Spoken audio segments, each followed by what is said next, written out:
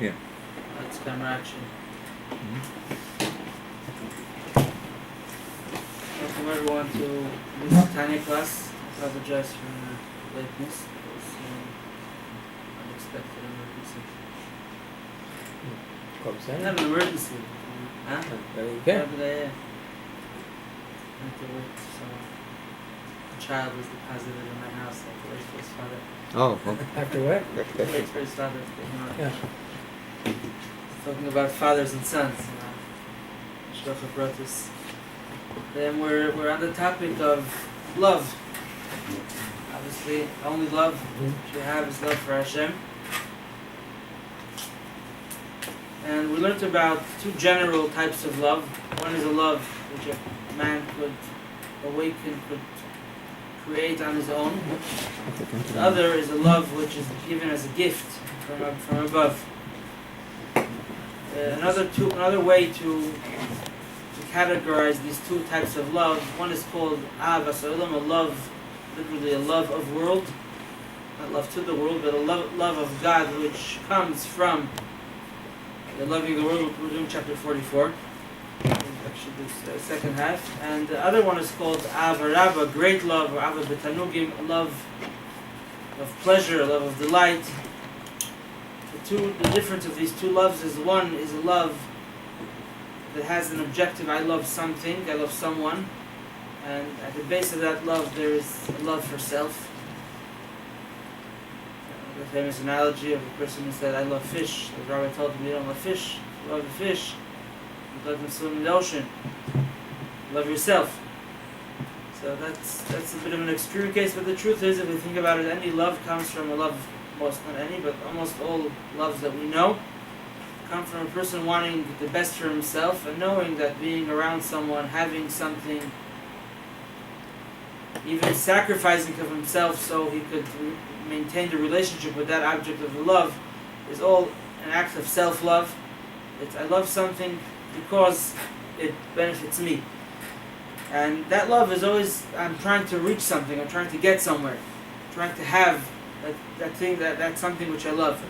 Another love is called Ahava Betanugim, a love of delight, which is not about, you're not trying to reach something or reach someone, you love what you have, where you are. And this love is only possible when a person nullifies himself. He gets rid of his ego to the point where he doesn't see himself as something separate from God, only sees his one true reality, which is Hashem. And that's what he loves. This reality is not something you could reach out to in order to love. If God is the only reality, then He's everything. He's me, and He's what I love, and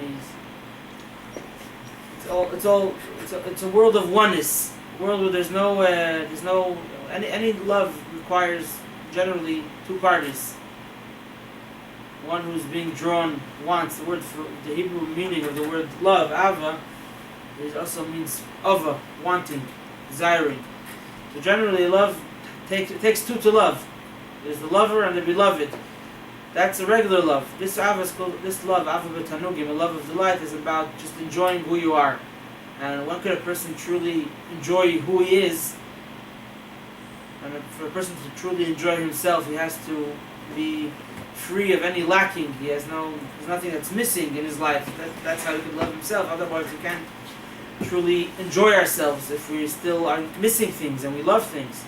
The only way for a person to really love himself is to become one with God. That fusion between man and God, to the point that we don't see ourselves as something separate. So then you could just enjoy. You could enjoy what is. You could enjoy Hashem, because Hashem is everything. Hashem is everything. Hashem is everywhere. However, this level is very, very hard to attain. It's a very high level, and actually you don't really attain it. You just your part of it is to nullify yourself, to become so nullified, and when you reach that point, automatically the love comes. You allow yourself to experience that. So that was in summary the chapter 43. In chapter 44 we began with the concept that love of Hashem, love and fear of Hashem. So the practical aspect of Judaism is rigid, in a sense. it's the only way to attain freedom. But this slavery of service of God, which means obviously when you serve God, you don't serve God the way you want.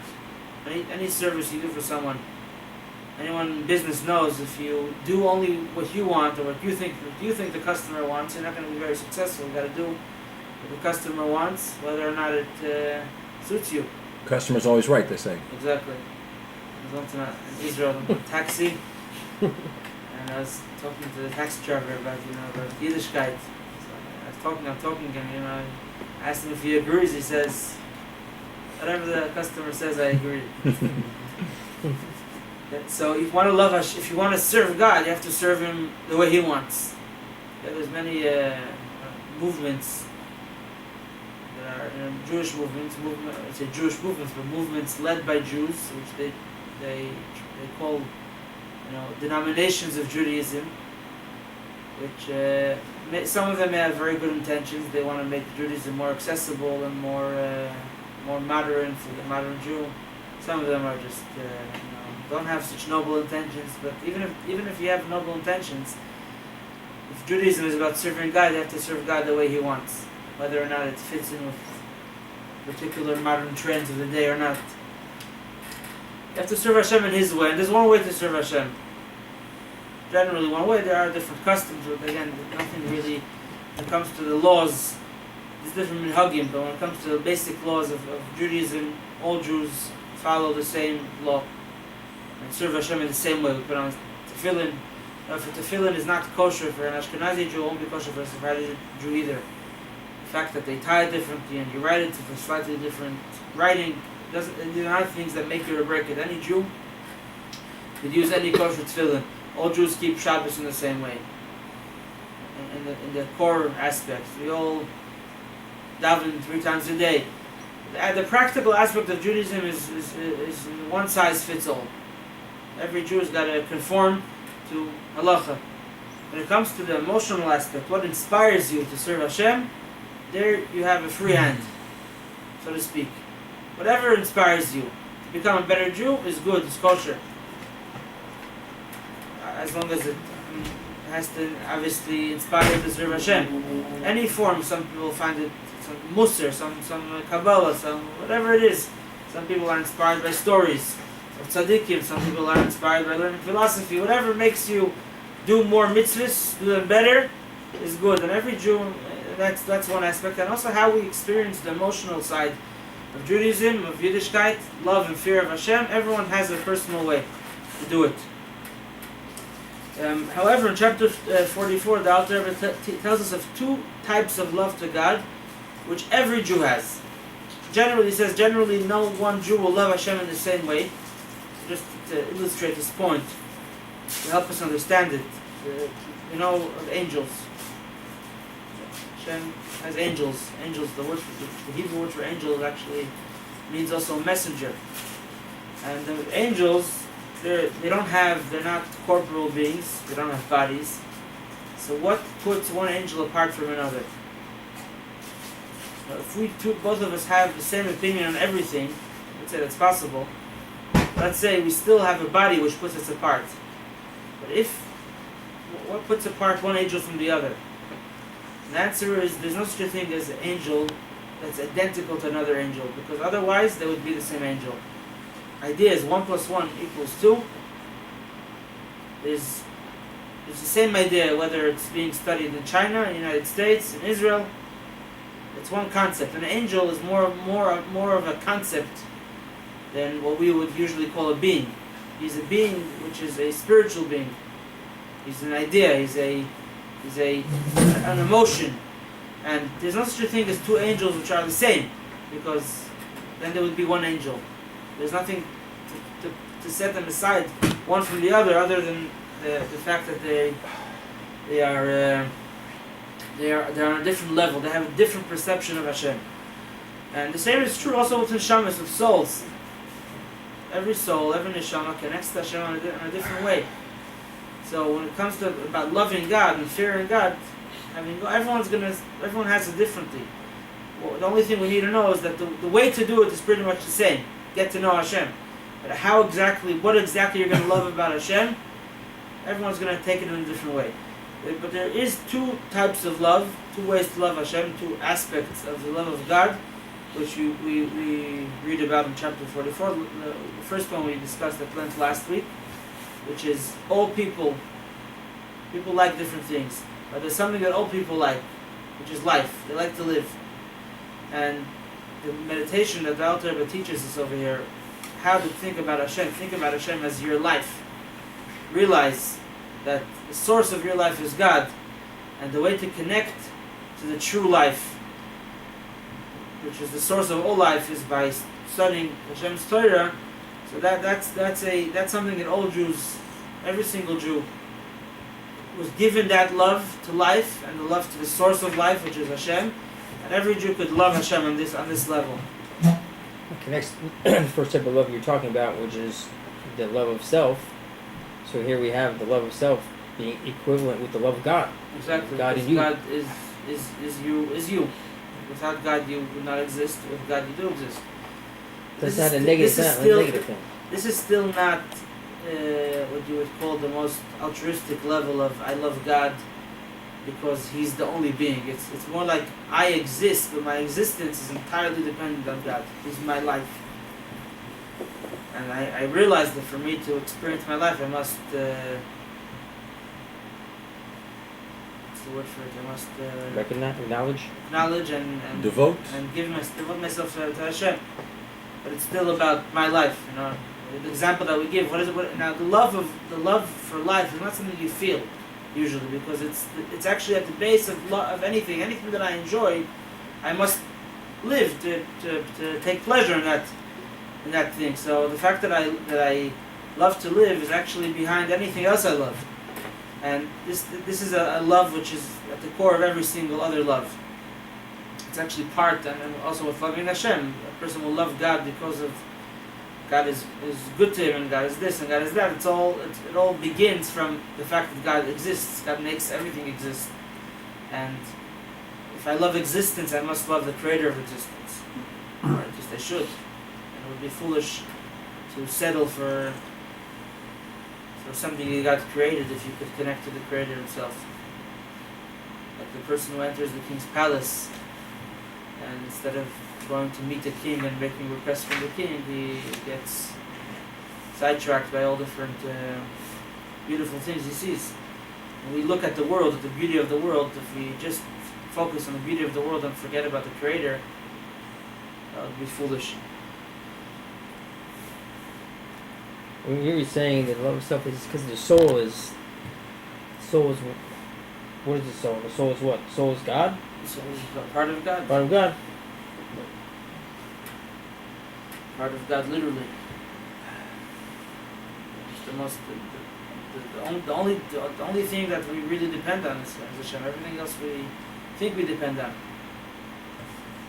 Our medicine, our food, it's all levels in between, but the ultimate dependency, the only true dependency we have is Hashem. Another love that every Jew could find within himself, he said these two loves actually are made up of both the lower level of love and the higher level of love. The higher level of love is the love that's given as a gift. The lower level is the love that one could create. In some aspects, they remind of the higher, and some aspects of the lower. The fact that they are found within every Jew, meaning that it's not something that you have to create. It's there. The fact that every Jew has the ability to feel this love to Hashem is testimony that he was given it. It was put into the nature of our souls. On the other hand, unlike the true Avarabba, which comes as a gift when a person who is complete and he has perfected himself, this is something that everyone could awaken. You don't have to, it's not that, you were already given the gift. You just have to reveal it. You have to uncover it through contemplation. So now we go to the second one. We began to discuss it last week. This is a love which is Zohar describes this love in very, very grand terms. Tells us actually where do we find the description of this love. It's describing the love that Moshe Rabbeinu had to Hashem.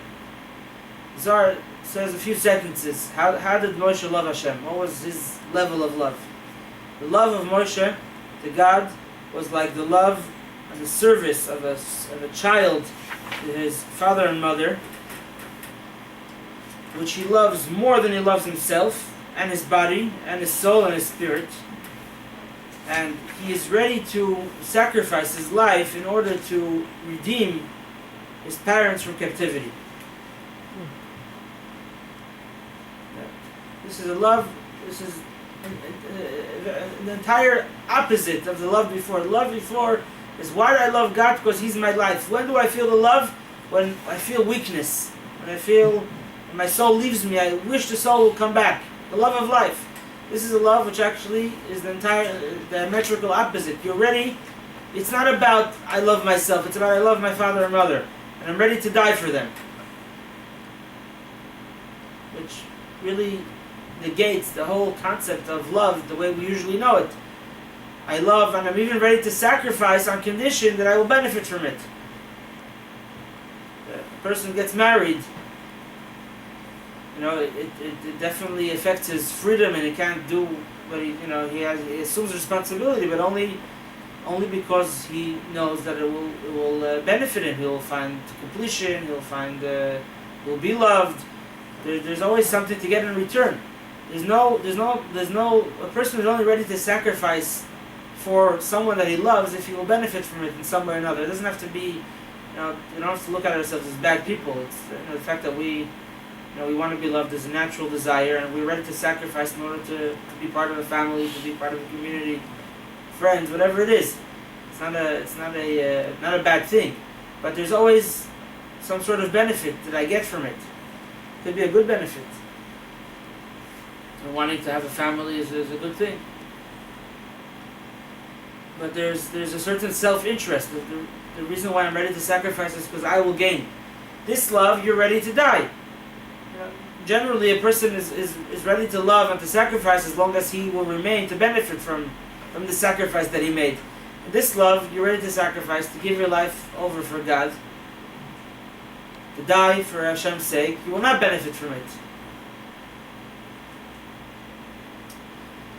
And the Zohar actually acknowledges that this is a very, very great level. It describes who loved God in such a way. Moshe Rabbeinu. However, the Zohar also teaches another teaching about Moshe Rabbeinu.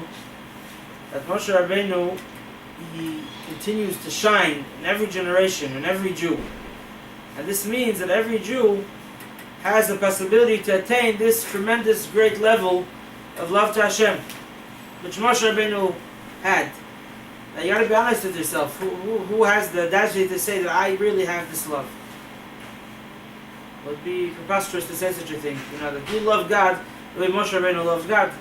Who are you? Especially if you're honest with yourself and you know what's going on in your innards. But the Zohar teaches that indeed the Moshe shines into every single Jew through the Moshe of the generation. Every Jew has this love to God. What's the difference between, if that's the case? As there was someone who once said about one of the previous Chabad Rebbeim, he said, me and the Rebbe are the same. What was his observation? He said, anything that I know, the Rebbe knows. And anything that the Rebbe doesn't know, I also don't know. So we're pretty much the same. Are you like, we're saying that every Jew has in him a shine, a spark of Moshe.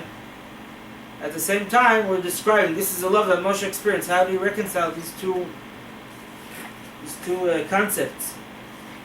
This is a love that Moshe attained. At the same time, every Jew has it. It's available to all. So, the explanation is, the difference is that Moshe Rabbeinu actually felt it, experienced it. Every Jew has it. There's an interesting observation that's made in different Hasidic discourses about speaking about the relationship of the soul and the body.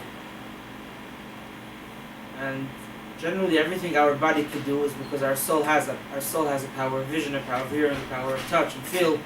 When the soul is in the body could function in these different areas. However, the body could experience different sicknesses and ailments. A person could be blind, it could be mute.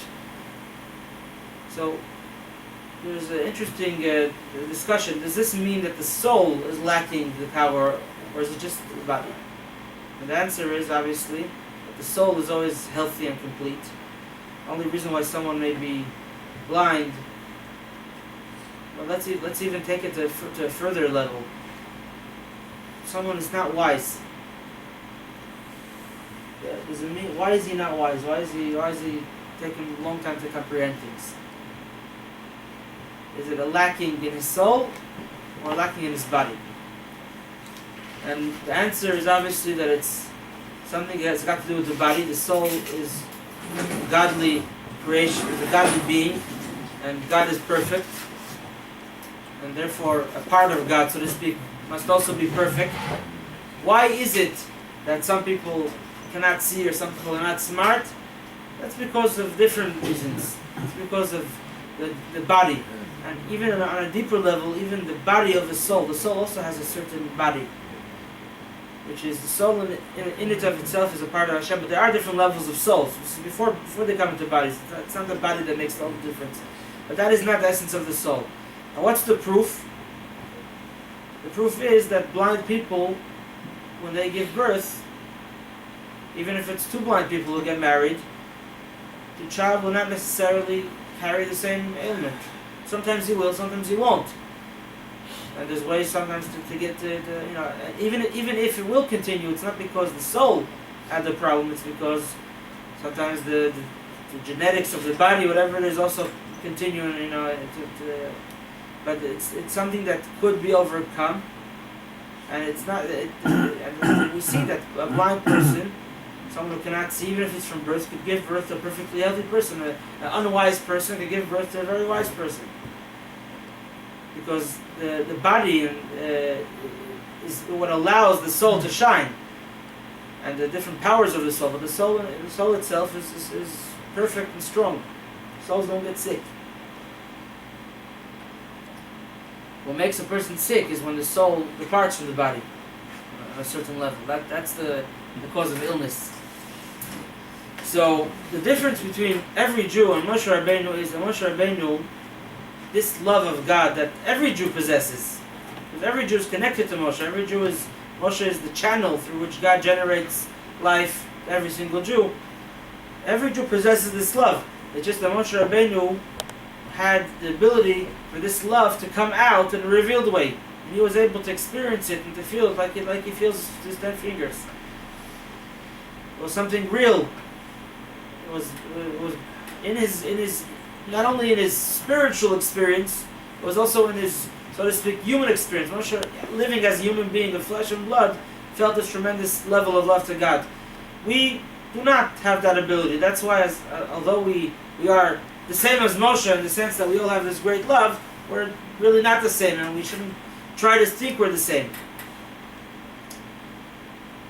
So if that's the case, what are we telling us? That every Jew has the ability to bring out this love. We're never going to reach the level of Moshe. So the explanation is, first of all, the method of doing it is sort of fake it till you make it. It says, we have the verse that the Tanya is founded on, that this objective of closeness to Hashem is karev elecha, is close to you, is attainable, beficha b'vavcha la'aseh, with your mouth, with your heart, to do. So we're going to talk about the first two, with your mouth and with your heart. Generally we understand it as thought and speech. Heart is thought and mouth is speech, but here we're going to actually take it in a more literal way.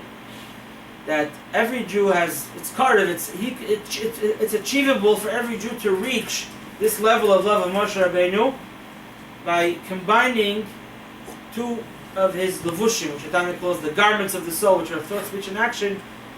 So combining the garment of speech and the garment of thought, every Jew could bring out this love of God like a son who loves his father and mother is ready to die for them, the Moshe Rabbeinu had, he could bring it out. How is this so? So kind of think about it, even though you're not really meditating, you're not going to really achieve it, and talk about it. Refer to yourself as someone who loves God in such a way. Are you lying? What do you think?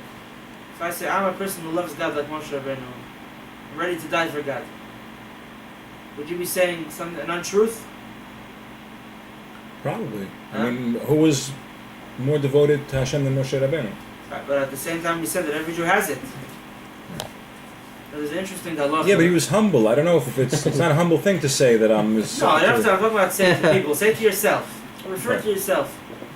Well, he went to war at the end, so he knew he was going to die, not enter the land. Okay, we're talking. That's different He didn't aspect of delay Moshe. it. I didn't say everyone should say that he's Moshe, but this aspect, I love God, like the same. Not just like Moshe, but I love God and I'm ready to die for God, just like Moshe was.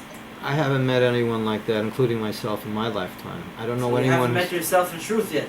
That's what Alter was telling us over here. To die, I mean, someone once asked me to give a kidney to a relative, and that was a dilemma. I had to think about it. I mean, this is a practical example. You have a close relative, and they need a kidney, and you're young and you're healthy, and you love that person. But at what point will you give up a kidney? I had to think about it. I'm still thinking At the about same it. time, the Tanya is teaching us that you love God, that you're ready to give not only a kidney, you're ready to give both kidneys and both lungs, and your brain and your heart and your life. The fact is that you have it. It's completely covered up. It's completely. It's very covered up. That's the problem. The world How will come. How do you uncover it? You uncover it by talking about yourself as if you already have it, as if you possess Why it. uncover? Huh? I want to. Why? Because you need to love God in such a way. Yeah, but uncovering your feelings that you may die because It's not the point. You don't have to die. You have to be ready no, to you die. don't have to, but We know, and we know. you feel that you We discussed it in chapter 18 already. How even simple Jews are ready to die. You don't have to be a philosopher. By martyrs, by lahavdil, by other religions, were always the philosophers, the thinkers, the theologians. The simple folk, they saw the sword, they changed religions. By Jews, it wasn't that way. Jews, on the contrary, actually, there was a time in Spain, in the 15th century? before the 15th century. Oh, okay. The 15th was the expulsion, but this is Oh, right, maybe right. in the beginning, the 9th, 10th, 11th, philosophy was on a rise, and there was great. This is a bit of an unknown part of Jewish history. It's quite embarrassing, honestly. That entire communities. This is before even a little before the Inquisition. They because great philosophers, great poets, great sages, also the big Talmidei Chachamim, they were ready. They took on the Christian religion because of fear. Many of them tried to return. It was much harder later on. We called them Ramas, but the truth is the Jews are not supposed to become a Rana. You're supposed to die for God's sake. Kiddush Hashem. And it was interesting that in Spain, the philosophers and the poets and the sages were the first to, and actually the more simple people were the ones that gave up their life. You could be Melamed Tzchus and say that the simple people were not so rich and not so affluent, so they had less to lose for it. But still, we're not talking about losing a position, losing one's life. Getting back to the topic over here, the truth is that you have it. And the reason why you don't think you have it is because you don't think yourself as having it. If you think yourself as having it, you call yourself that way, you speak of it in such a way, and you think, not in a sense of fooling yourself, tricking yourself, but you're introducing it to yourself, you're trying to bring it out, so something of it will touch you. Will you actually feel it like Moshe? No. But will it remain deep down hidden in the vaults of your heart and it will never be exposed? No, you're uncovering it. You're getting closer to it. And the truth is, let's return to the third part of the pasuk. It said, with your mouth and with your heart. Think about it. Talk about it. and you're worried, but that would be just foolish if I'm saying it, and if it's not, and I have nothing to back it. Why am I saying it? I'm just lying. So the truth is that people have this mistake when it comes to love of God, that it's either all or nothing. Either you're altruistic or you're a faker. It's not true. In Judaism, the main goal, getting back to what we discussed before we got into this whole topic of love and fear, the topic of the Beinoni, who struggles his whole life, and we said, what's the point if I'm not achieving anything, I'm not transforming my inner self? So in Judaism, the most important is the la'aseh, the deed. Are you serving God? And it's important to serve God with love. When you do acts out of love, you do them with much more enthusiasm, with much more life. But the truth is, you don't have to necessarily.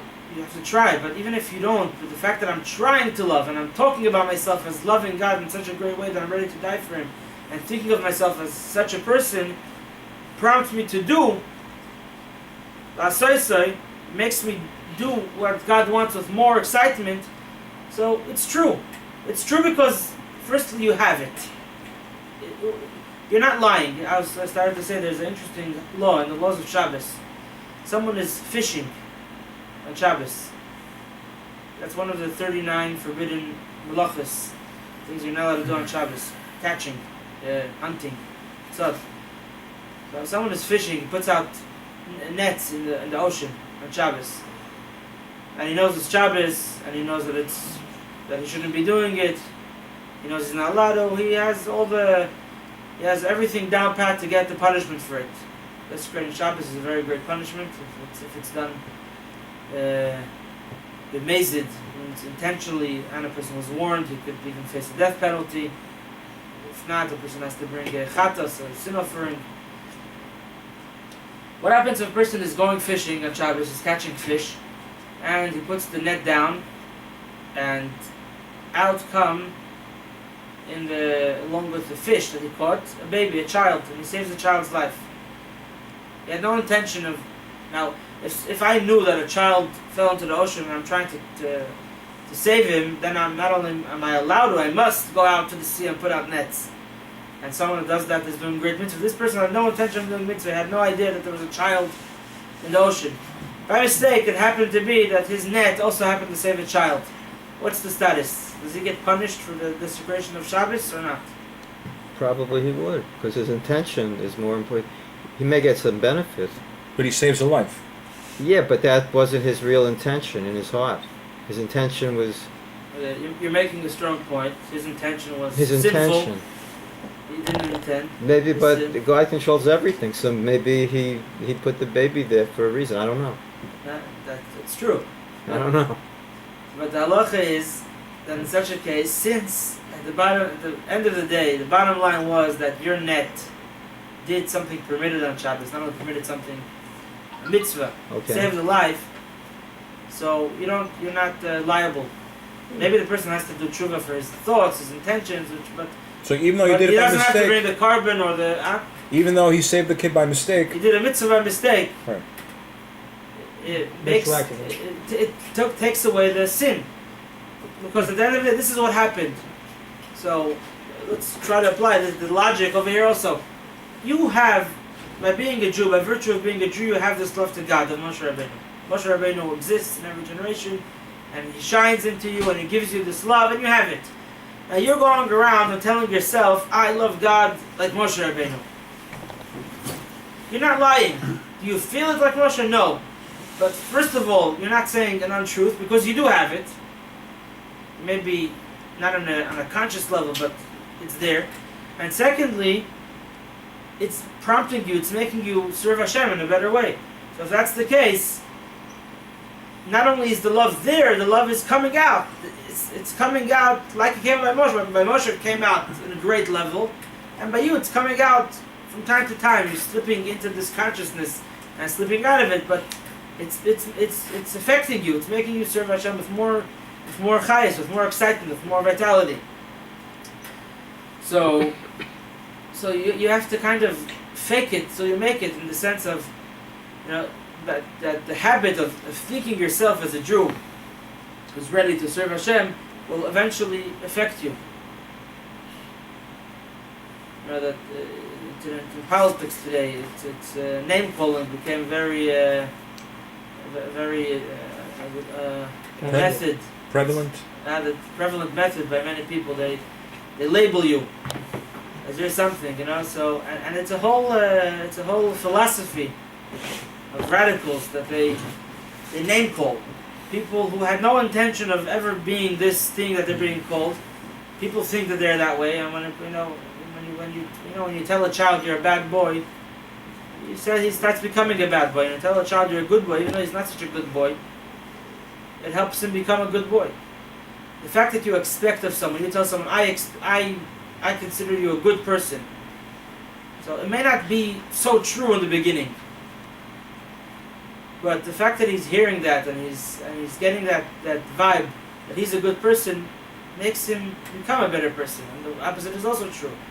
So a habit becomes nature, second nature, and even nature. If I think of myself as a Jew who loves God, who's ready to die for God, it may not be so true on the conscious level, but the fact is that it is true, and I'm also trying to make it more true. So I'm not lying, and actually, eventually, I will slowly become that person who I like to call myself. I label myself. What's the expression? Dress for success. What does that mean? Fake it till you Huh? make it. Come to fake it, they make it. If you're walking around dressed like $1 million, like a stockbroker or a lawyer who has, is making You just $100,000 a month, don't say anything. it's in your mind. That's the image that you give yourself, and other people see that image of you, and you'll get there eventually. Or say if you aim for the stars, you land on the moon. At least you get out of where you are. You'll move along in life. You have to. There was once the Alter Rebbe was once told of a chassid of his, a follower of his, which was faking it. He was, he acted on a level which he did not reach yet. In general, it is important not to fall into imagination. You got to know where you're holding. Don't go around thinking I'm Moshe Rabbeinu because it says in the time that I have Moshe's love. That must mean I'm as great as Moshe. Not really. Maybe you have it in your potential, but probably the moment you start feeling proud of yourself that you fulfilled that potential, you probably have lost whatever you did accomplish in that direction. So they told him about this chassid who's faking. So he told them, no, if that's the case, may the curse of the Mishnah, he said the word curse, befall him. What does it say in the Mishnah? It says someone who fakes poverty will not die until he's poor. Someone who makes believe he's blind will not die until he's actually blind. So he said, So this person, he's faking it. He's saying he thinks that he's holding at high levels. Let the curse of the Mishnah befall him that he will not die until he reaches that level. What you think of yourself says a lot about yourself. The fact that you expect and you want, and you want a certain goal, it says a lot about who you really are. It could be it's not in your conscious reality yet, but the fact that I want to reach this level says a lot. Says something about me. It says first of all that I have it within me in my core, and it says more. It says that I'm trying to bring it out of my core into my life, and just the pursuit of it is already a good thing, and it leads to certain results. And this explains to us a very interesting statement of Chazal.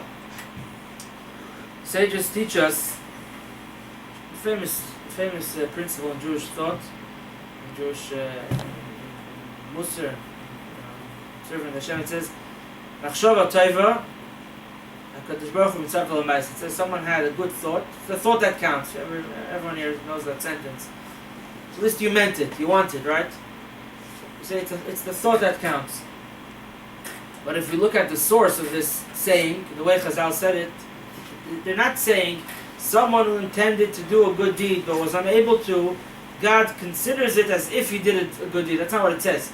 It says a good deed, God associates with action. Or he joins it, he brings it together with the action. A good thought. A good thought. A good thought, machshava tova. What does that mean? If I had the good thought, I had the intention, but was unable to do what I intended, then you should say God considers it or rewards as if you did it. It doesn't say as if. It says God combines it with action. Now, based on what we learned, we can understand this teaching in a very beautiful way. The sages are talking about, it also means that God rewards for good intentions, but on a deeper level, which is actually, if you look at the text, it's more the meaning of the teaching. They're telling us over here that a person serves God. He does. We're talking about a person who is doing action, he is doing mitzvahs, he is doing ma'aseh. There are deeds. This person also has good thoughts. He's a person who sees himself as someone who loves God, trying to love God like Moshe does, and he doesn't remain at that. He also does deeds. Do his deeds reflect, in real life terms, his good intentions? No, the good deeds are done on one level, the level that he truly is holding, and the good thoughts are far higher than his actual level that he reached. However, these thoughts are leading him to do these deeds.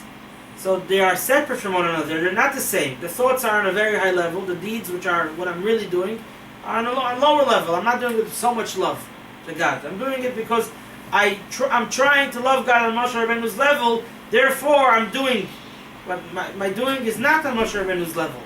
Says the Mishnah, Hashem combines, brings together your deed, which was on level so and so, on a low level. He puts it together with your thoughts, with your intentions, which are on a very high level. Moshe Rabbeinu didn't need God to join them together because he felt that great love and excitement about Hashem when he did the deed. You do not feel that.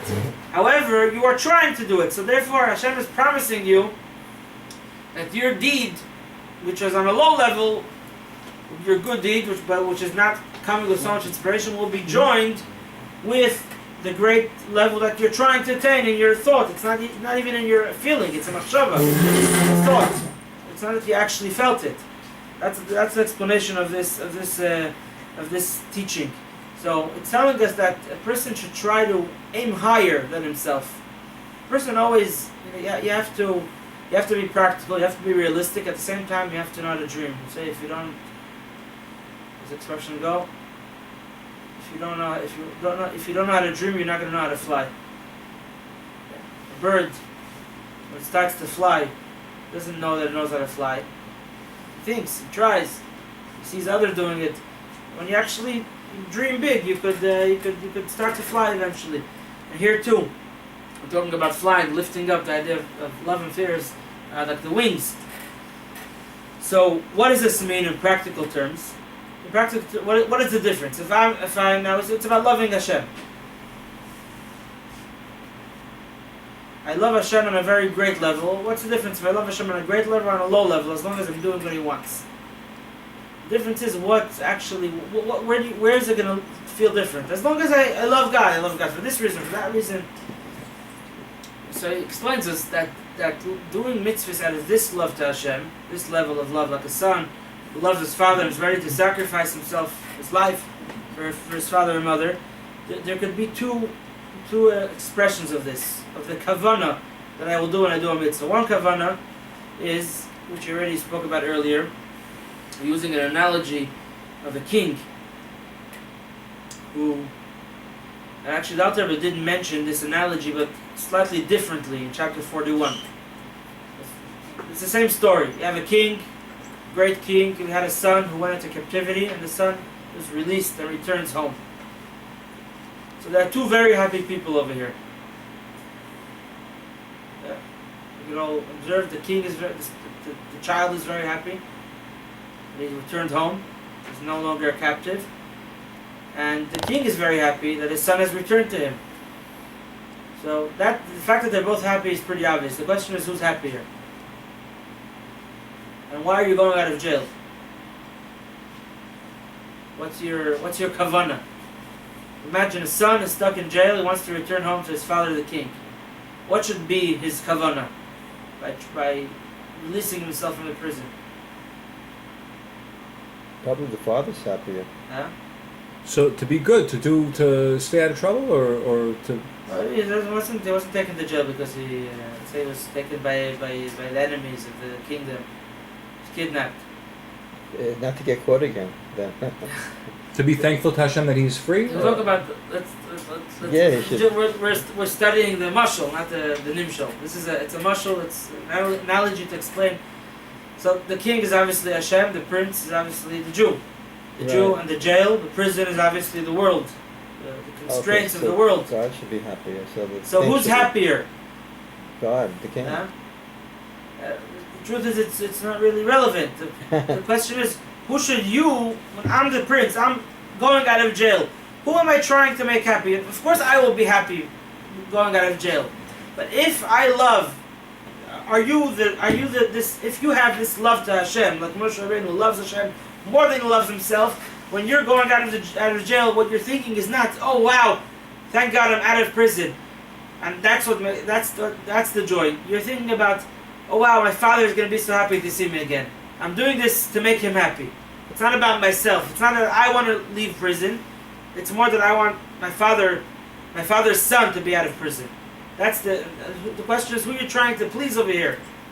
If you love God, you're not in prison anymore. That's what it means. Yeah, when a Jew loves God, he releases himself free. from prison. You become free. But he could leave the prison on one level that I want to be close to God because it's good for me, and on a higher level, which is the level that we're learning about over here, which every Jew is supposed to try to achieve, think of himself and talk of himself in such terms. I'm leaving the prison not for my own sake, for God's sake. God is my Father, and He's going to be happy when I break out of my constraints and my limits in a spiritual sense. So that's why I'm doing it. The analogy is actually mentioned at the end of chapter 41. There, however, the emphasis is a little different. If you have a look,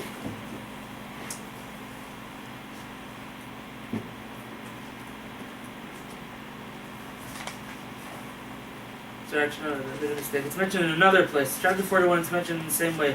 I believe it's mentioned maybe it's in the 30s, 36 or 37. I think a little earlier. I'll have to find the reference later on.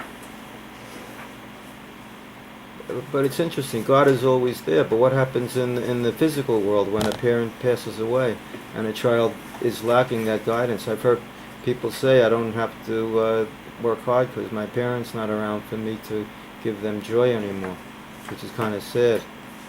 So on that level, first of all, a person has to know that the fact that his parents are not around body does not mean that their connection is over. The souls continue to live on. An adult wouldn't understand that. Uh-huh. Right? An adult would understand that. A person has to sometimes become an adult to understand certain things. Yeah, but it takes a certain amount of emunah that they're there. That it's more than just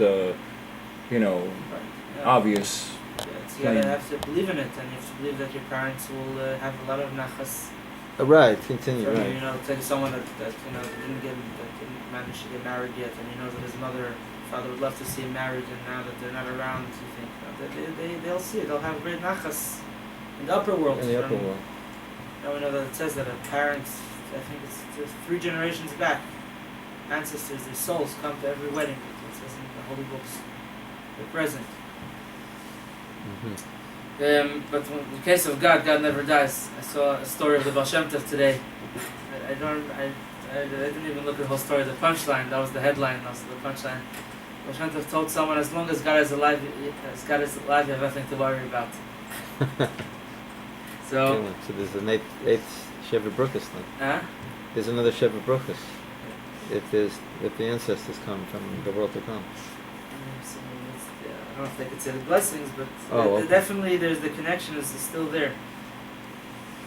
Another thing to think about, which would make a difference, am I serving Hashem on a level of love? I love Hashem because He's the source of my life, or the source of pleasures, or whatever, all those different aspects, versus this level, I love Hashem because He's my Father, and I love Him, I'm ready to die for Him, is what's happening, of course you're going to be happy, you're going out of jail, but are you thinking of your joy or your father's joy at the moment? That's so when I do a mitzvah, I'm going out of jail, I should try to think not only of my benefit, but primarily of how Hashem has pleasure of me, of my soul being released from the prison of the world. And another thing is that concept of dir b'tachtonim, which we learned about at length in chapter 36 and 37, that God created the world for a reason, for a purpose, and by you doing mitzvahs, you are helping, so to speak, helping Hashem achieve His goal. So that was actually explaining to the Beinoni. Beinoni said, when I'm fighting, I'm never transforming myself. What's the point? Because the point is that you're helping Hashem fulfill His dream. So there's His desire that the world should be a divine place, a physical world. And so are you doing the mitzvah to feel the closeness to God, which is a great thing?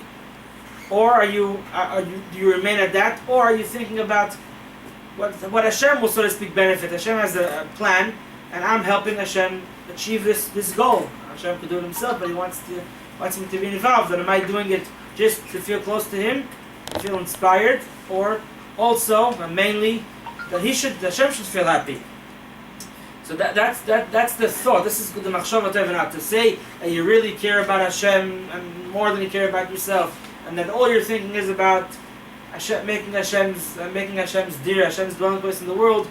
To say that you really, that's what actually inspires you and that's what fuels you. You have to be honest with yourself to know if you're really holding there. But you should think about it, because God is going to take the good thoughts and pair them together with the good deeds that you did. Whether or not the deeds actually came out of that inspiration, or it was just on a more theoretical level. Now, one last point. No. Okay, so hopefully by the time we finish there.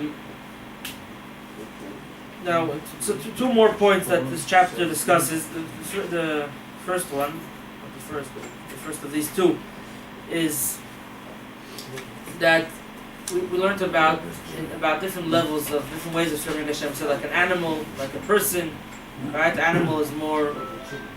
Angels are called animals because they serve Hashem in a natural way. Then there's intellectual love. So, what does this belong to?